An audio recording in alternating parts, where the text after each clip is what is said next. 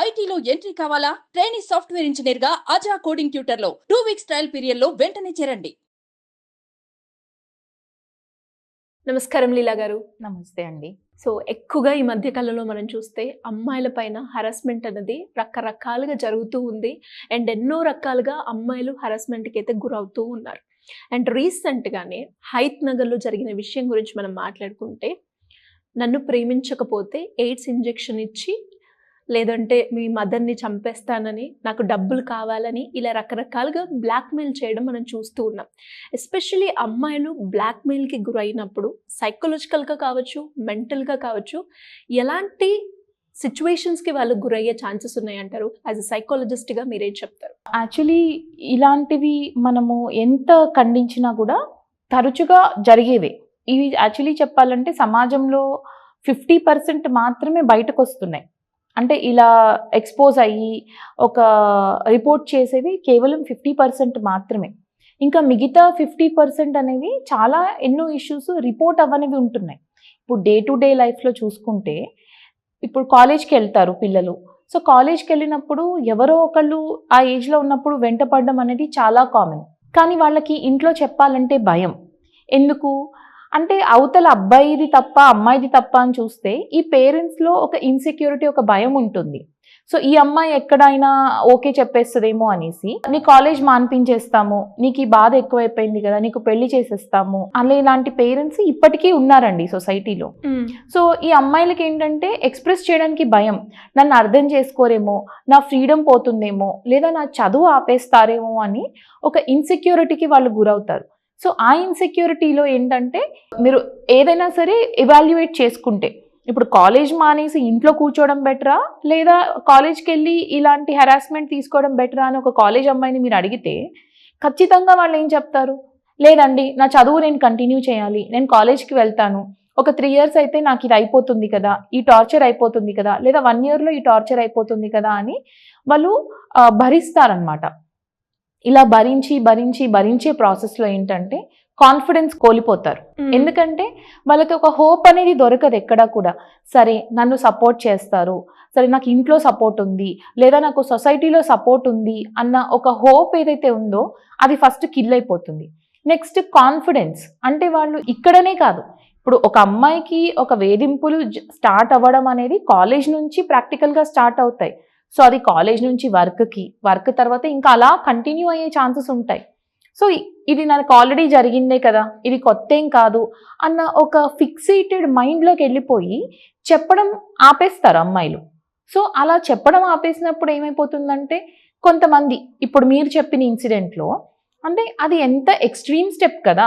నువ్వు నన్ను లవ్ చేయకపోతే నీకు నేను ఇంజెక్ట్ చేస్తాను, హెచ్ఐవి ఇంజెక్ట్ చేస్తాను, లేదా ఇంకో పలానా చేస్తాను అనేది, ఇవన్నీ ఎక్స్ట్రీమ్ స్టెప్స్.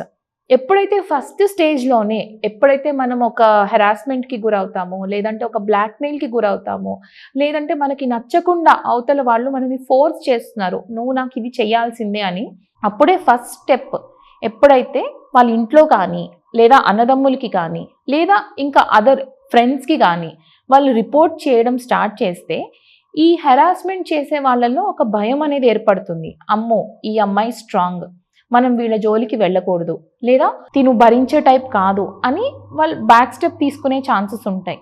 సో ఇంజెక్షన్ వరకు అంటే నువ్వు నన్ను లవ్ చేయకపోతే ఇంజెక్షన్ చేస్తాను, లేదా నువ్వు నన్ను లవ్ చేయకపోతే యాసిడ్ పోస్తాను, లేదా పేరెంట్స్ని చంపేస్తాను, ఇంకా ఇలాంటివి మనం చాలా విన్నాము ఇప్పటివరకు కూడా. సో ఇలాంటి వాటికి గురైనప్పుడు ట్రామా అనేది చాలా ఎక్కువగా బిల్డ్ అయిపోతుందండి అమ్మాయిల్లో. సో చెప్పాను కదా, కాన్ఫిడెన్స్ ఒకటి కోల్పోతారు. ఆ ట్రామా బిల్డ్ అవ్వడంతో వాళ్ళు ఏంటంటే రాను వాళ్ళు మనుషుల్ని నమ్మడం మానేస్తారు. అంటే ట్రస్ట్ ఇష్యూస్ వచ్చే అవకాశాలు చాలా ఎక్కువగా ఉంటాయి.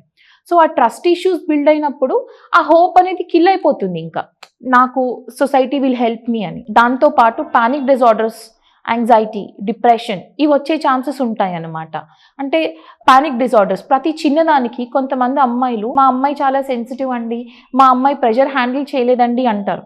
సో దాని వెనకాల ఎందుకంత సెన్సిటివ్ అయిపోతున్నారు పిల్లలు, ఆడపిల్లలు కావచ్చు, మగపిల్లలు కావచ్చు, అంటే ట్రామా ఉంది వాళ్ళకి, అడ్రస్ చేయని ట్రామా. అంటే ఎప్పుడైతే ఒక రీఅష్యూరెన్స్ అనేది నీకు దొరుకుతుందో, ఇప్పుడు నాకు ఒక ట్రామా వచ్చింది, దానికి ఒక రీఅష్యూరెన్స్ ఎప్పుడైతే నాకు ఫ్యామిలీ నుంచి కానీ సొసైటీ నుంచి కానీ ఓకే ఇది ఇలా అయిపోయింది, ఈ తప్పు ఇంకొకసారి జరగదు అన్నప్పుడు నాలో ఆ హోప్ అనేది పెరుగుతుంది. కానీ అసలు ఇష్యూ బయటకి రానప్పుడు రీఅష్యూరెన్స్ చేసే ఛాన్సెస్ ఎక్కడ ఉంటాయి? అండ్ అలాగే మీరు అన్నట్టుగా ఒకసారి అమ్మాయి తరపు నుంచి కూడా మనం ఆలోచిస్తే ఒకసారి ఇంట్లో చెప్దాము అంటే మీరు అన్నట్టుగానే కాలేజ్ మానిపించడమో లేదంటే ఇంట్లో కూర్చోబెట్టడమో లేదంటే జస్ట్ జడ్జిమెంట్ చేసేస్తారు. అక్కడ నీ తప్పే ఉంది, నువ్వు చెయ్యందే, నువ్వు ఈయన చనువుతోటే ఆ అబ్బాయి వచ్చారా అని అంటూ ఉంటారు. ఎలా హ్యాండిల్ చేయాలి అంటారు? ఎగ్జాక్ట్లీ అండి. ఎందుకంటే రీసెంట్గా నాకు వచ్చిన కేసులో కూడా సేమ్ థింగ్. ఆ అమ్మాయి కొంచెం ఏదో హెరాస్మెంట్కి గురైంది. సో యాజ్ అ సైకాలజిస్ట్గా నాతో ఓపెన్ అప్ అయినప్పుడు నువ్వు ఇంట్లో చెప్పమ్మా అంటే, లేదు మేడం ఇంట్లో చెప్తే నా ఫ్రీడమ్ తీసేసుకుంటారు, నన్ను ఇంకా బయటకు పంపించరు, ఫ్రెండ్స్ తోటి నన్ను జడ్జ్ చేస్తారు, నాదే తప్పు అనుకుంటారు. అంటే ఇంతకు ముందు మేబీ తను చిన్న చిన్న ఇన్సిడెంట్స్ ఏవో ఒకటి రిపోర్ట్ చేయడానికి ట్రై చేసి ఉండొచ్చు. ఆ టైంలో తనకి ఎప్పుడైతే సపోర్ట్ దొరకలేదో అప్పుడు ఫిక్స్ అయిపోయింది దట్ యునో ఓకే నేనేం చెప్పినా నాదే తప్పు అంటారు, నేనేం చెప్పినా నన్నే జడ్జ్ చేస్తారు, సో నా ఫ్రీడమ్ తీసేసుకుంటారు అన్న ఒక భయంతో she's not ready to report the problem to her parents. Same way ఇంకా ఇది అయిన తర్వాత అంటే ఇప్పుడు ఏదైతే ఈ బ్లాక్మెయిల్ ఈ ప్రెషర్కి గురైన తర్వాత ఆ పోస్ట్ ట్రామాటిక్ స్ట్రెస్ డిజార్డర్ అది కూడా వస్తుంది. సో అంటే ఆ దాని తాలూకు యొక్క మెమరీస్ మనని హాంట్ చేసి స్ట్రెస్లోకి వెళ్ళిపోయి that stress will eventually lead in to either panic disorder. అంటే తరచుగా లైక్ యునో గుండె దడ రావడము, చెమటలు పట్టేయడము, టెన్షన్ పడిపోవటము, చేతులు వణకడము, ఇలాంటివి చాలా వస్తూ ఉంటాయి. లేదా యాంగ్జైటీ, మనకు యాంగ్జైటీ అందరికీ తెలిసిందే. లేదా ఒక kind of depression. And main thing ఏంటంటే వీళ్ళు సోషల్లీ కూడా ఐసోలేట్ అయిపోతారు. అంటే ఇంకా జనాలని కలవడానికి లేదా చుట్టాల్లోకి రావడానికి కూడా కొంచెం వాళ్ళు బెదురుగా వాళ్ళు they don't like to come out అనమాట. ఈ ఐసోలేషన్ కూడా ఉండే ఛాన్సెస్ ఉంటాయి అండ్ ట్రస్ట్ ఇష్యూస్ వచ్చే ఛాన్సెస్ ఉంటాయి. సో ఇది ఎలా అరికట్టాలి? వీళ్ళు హెల్ప్ చేస్తారు అన్న నమ్మకం కూడా ఉండదంటారా? హెల్ప్లెస్నెస్ అనేది చాలా ఉంటుంది. ఎందుకంటే ఇలాంటి ఒక హెరాస్మెంట్స్కి గురైన వాళ్ళు జనరల్గా ఓపెన్ అప్ అవ్వరు. ఎందుకంటే ఫస్ట్ ఫ్యామిలీ నమ్మదు అన్న ఒక ఫిక్సేటెడ్ మైండ్లో ఉంటారు. సో వాళ్ళకి ఫ్యామిలీయే నమ్మనప్పుడు ఇంకా బయట ప్రపంచం ఏం నమ్ముతుంది మనల్ని, బయట ప్రపంచం ఏమి హెల్ప్ చేస్తుంది అన్న ఒక థాట్లో వాళ్ళు ఫిక్స్ అవుతారు. అండ్ సెకండ్లీ మా దగ్గరికి వచ్చినా కూడా అంటే ప్రొఫెషనల్స్ దగ్గరికి వచ్చినా కూడా వాళ్ళు ఓపెన్ అప్ అవ్వడానికి చాలా టైం పడుతుంది.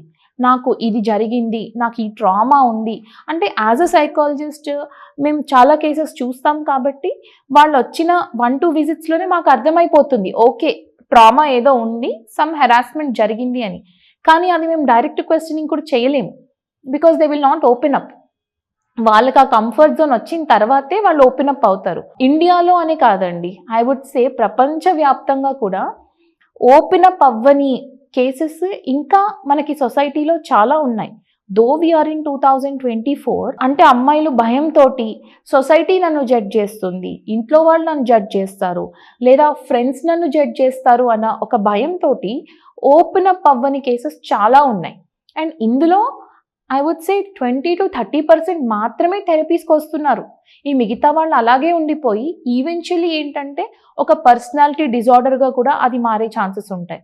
అంటే ఇప్పుడు మేబీ ఒక బ్యాడ్ ఎక్స్పీరియన్స్ వాళ్ళకి జరగడం వల్ల చెప్పాను కదా ఆ సిచ్యువేషన్ యొక్క మెమరీస్ అవి ఎలా అంటే ఇంకా లైఫ్లో మళ్ళీ ఏమైనా ఎఫెక్షన్ చూపించినా ఏదైనా ఒక చిన్న సిచ్యువేషన్ సిమిలర్గా కూడా కాదు, అక్కడ ఏదో ఒక బ్యాడ్ జరిగింది ఇక్కడ కూడా సంథింగ్ జరగచ్చు అన్న ఒక హింట్ వచ్చిన వెంటనే ఇంకా వాళ్ళు పానిక్ అయిపోవడము లేదా నమ్మకపోవడము, చాలా బార్డర్ లైన్ పర్సనాలిటీస్ డెవలప్ అవుతాయండి.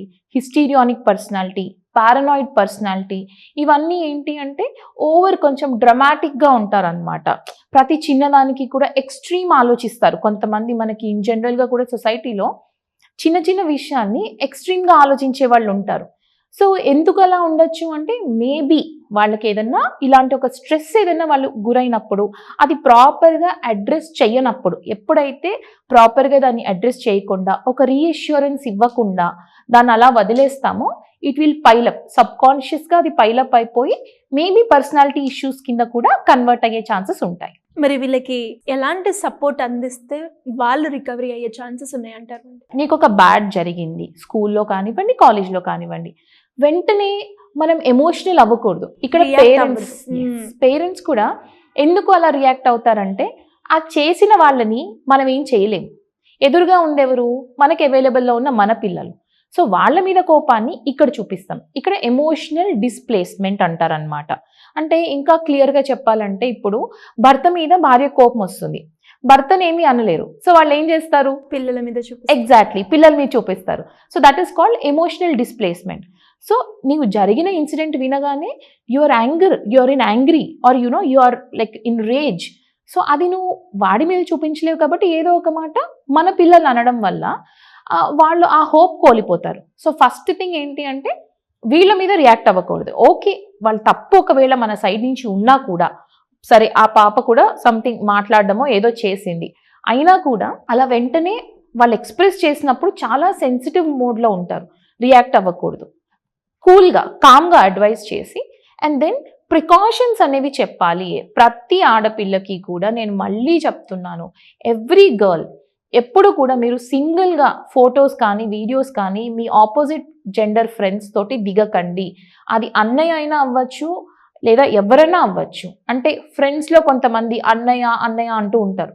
సో ఎప్పుడు కూడా మీరు సింగిల్గా ఫొటోస్ కానీ లేదా ఏదైనా వీడియోస్ కానీ ఫ్రెండ్లీగా మీరు దిగితే ఫ్యూచర్లో అది ఖచ్చితంగా మిమ్మల్ని రిస్క్లో పడేసే ఛాన్సెస్ ఉంటాయి.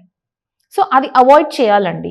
గ్రూప్గా మీరు అంతగా ఫొటోస్ దిగాలంటే యాజ్ అ గ్రూప్గా దిగండి, ఫొటోస్ దిగండి, మీరు సోషల్ మీడియాలో పోస్ట్ చేసుకోండి, ఓకే. కానీ సింగిల్గా ప్రైవేట్ ప్లేసెస్లో అస్సలు దిగకూడదు. ఎందుకంటే ఈవెన్చువలీ ఇవే మనకి రెడ్ ఫ్లాగ్స్ కనిపించవు, ఇవే ఏమవుతాయంటే బ్లాక్మెయిల్కి గురి చేస్తాయి అన్నమాట. అండ్ సెకండ్ థింగ్, సపోర్ట్ గురించి మీరు అడిగారు కదా. సో ఫ్యామిలీ సపోర్ట్ చాలా అవసరం. అంటే అసలు అబ్జర్వ్ చేయాలండి చైల్డ్ని, ఎలా ఉంటుంది, తను మూడ్ ఏమైనా చేంజ్ అవుతుందా, సోషలీ ఐసోలేట్ అవుతుందా, లేదా తనకి ఇంకా ఏమన్నా కొంచెం డల్గా ఉంటుందా మూడ్ అనేది పేరెంట్స్ ఫస్ట్ పిల్లల్ని ఎప్పుడు కూడా అబ్జర్వ్ చేస్తూ ఉండాలి. అండ్ సెకండ్లీ సొసైటీలో కూడా ఇప్పుడు మనకి తెలిసింది ఈధర్ మన ఫ్రెండో ఎవరో ఒకళ్ళు సంథింగ్ ఇలా ఏదో అయింది అన్న వెంటనే జడ్జ్మెంటల్కి రాకూడదు, సపోర్ట్ ఇవ్వాలి.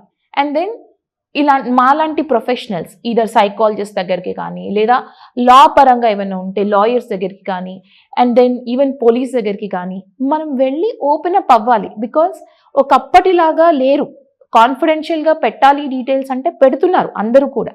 సో కాబట్టి ట్రస్ట్ చేసి మాలాంటి వాళ్ళ ప్రొఫెషనల్స్ దగ్గర మీరు సపోర్ట్ తీసుకుంటే ఎంత తొందరగా ఆ ఇష్యూని అడ్రస్ చేస్తే అంత తొందరగా వాళ్ళ ఇష్యూల నుంచి బయటకు వచ్చే ఛాన్సెస్ ఉంటాయి. సో యాజ్ యూ డీలే, మనం ఎక్కువ కాలం ఇప్పుడు ఇష్యూ అయిపోయిన ఒక 2-3 ఇయర్స్కి మనం వెళ్ళామనుకోండి థెరపీకి, అది ట్రీట్ చేయడానికి చాలా టైం పడుతుంది. సో ఫ్రెష్గా ఉన్నప్పుడే పేరెంట్స్ కూడా సరే, ఎందుకంటే కొన్ని పిల్లలు పేరెంట్స్తో ఓపెన్ అప్ అవ్వలేరు, అన్నీ చెప్పుకోలేరు. హెరాస్మెంట్లో కానీ ఏం జరిగినా కూడా ఎవ్రీథింగ్ డీటెయిల్గా చెప్పుకోలేరు. అదే ఒక థెరపిస్ట్ తోటి అయితే దే కెన్ ఓపెన్ అప్, ఇలా జరిగింది. సో ఓపెన్ అప్ అయినప్పుడు రీఅష్యూరెన్సెస్ దొరికినప్పుడు తొందరగా రిజల్ట్ అనేది ఉంటుంది. థ్యాంక్ యూ అండి, thank you so much. Thank you అండి.